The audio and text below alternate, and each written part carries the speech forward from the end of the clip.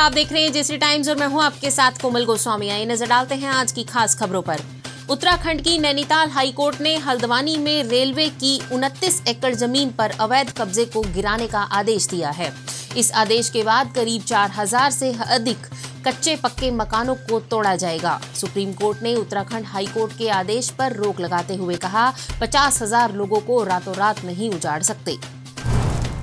हरियाणा के मंत्री संदीप सिंह पर जूनियर कोच ने छेड़छाड़ के आरोप लगाए हैं, लेकिन हिसार के चौधरी चरण सिंह विश्वविद्यालय में छठी athlete mains national boxing championship की क्लोजिंग सेरेमनी पर उन्हें मुख्य अतिथि बुलाया गया है। क्लोजिंग सेरेमनी 6 जनवरी को है।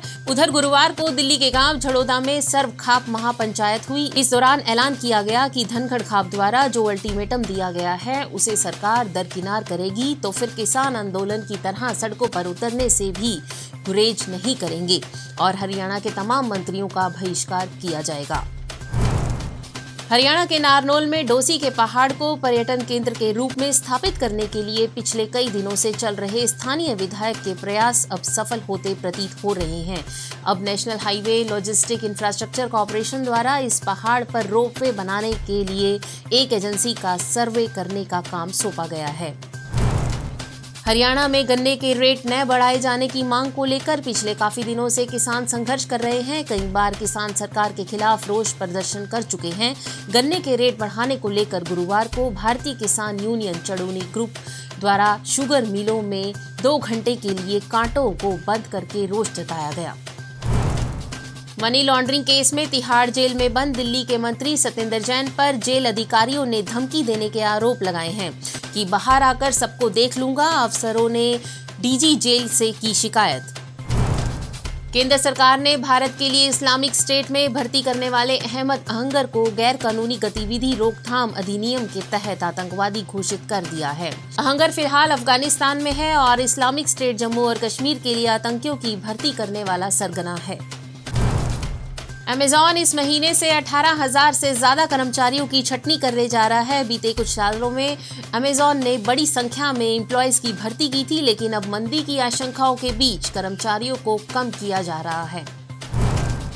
हरियाणा में गुरुवार को फिर से कड़ाके की ठंड का दौर शुरू हो चुका। ठंड अब पीक पर पहुंच चुकी है। हिसार में सबसे कम 1.3 डिग्री सेल्सियस न्यूनतम तापमान दर्ज किया गया। इसके अलावा रेवाड़ी में इस सीजन की सबसे ठंडी सुबह रही। यहां न्यूनतम तापमान 2 डिग्री सेल्सियस दर्ज किया गया। हिमाचल में 7 से करवट बदलेगा मौसम। सूखी ठंड से मिलेगी राहत। पहाड़ों पर बर्फबारी और कम ऊंचाई वाले क्षेत्रों में होगी बारिश। आर्थिक रूप से बदहाल पाकिस्तान ने ऊर्जा संकट गहराया। संकट कितना गहरा, यह जताने के लिए सरकार ने एक दिन पहले ही कैबिनेट की बैठक भी बगैर लाइट जलाई की। सरकार का कहना है कि ऐसा करने से 6200 करोड़ रुपए की बचत होगी।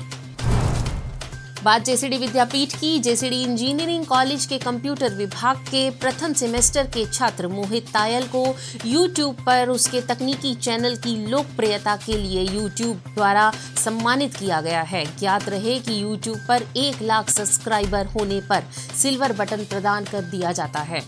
मोहित के चैनल के 1.28 लाख सब्सक्राइबर होने पर उसे यह सम्मान प्राप्त हुआ। इस अवसर पर अंतर्राष्ट्रीय ख्याति प्राप्त डॉक्टर कुलदीप सिंह ढींढसा व प्राचार्य डॉक्टर दिनेश कुमार ने बधाई दी। उन्होंने मोहित का हौसला बढ़ाते हुए कहा कि सिरसा व आसपास के इलाकों में केवल मोहित को इस क्षेत्र में यह पुरस्कार प्राप्त हुआ है और यह संस्थान के लिए गौरव की बात। उन्होंने मोहित के माता पिता व परिवारजनों को भी शुभकामनाएं दी। आइए नजर डालते हैं आज के इतिहास पर। बरिंदर कुमार घोष का जन्म आज ही के दिन हुआ था। भारत के प्रसिद्ध स्वतंत्रता सेनानी तथा पत्रकार थे। इनको बारीन घोष के नाम से भी जाना जाता है। वे आध्यात्मवादी अरविंद घोष के छोटे भाई थे। 1908 में इन्हें गिरफ्तार कर मृत्यु की सजा सुनाई गई थी, किंतु बाद में आजीवन कारावास में बदल दिया गया। अंडमान जेल में 10 वर्ष व्यतीत करने के बाद इन्होंने अपना शेष समय पत्रकारिता में लगाया। जेसी टाइम्स की बुलेटिन में आज इतना ही। कल शाम 6 बजे आपसे फिर मुलाकात होगी नई खबरों के साथ। तब तक के लिए नमस्कार।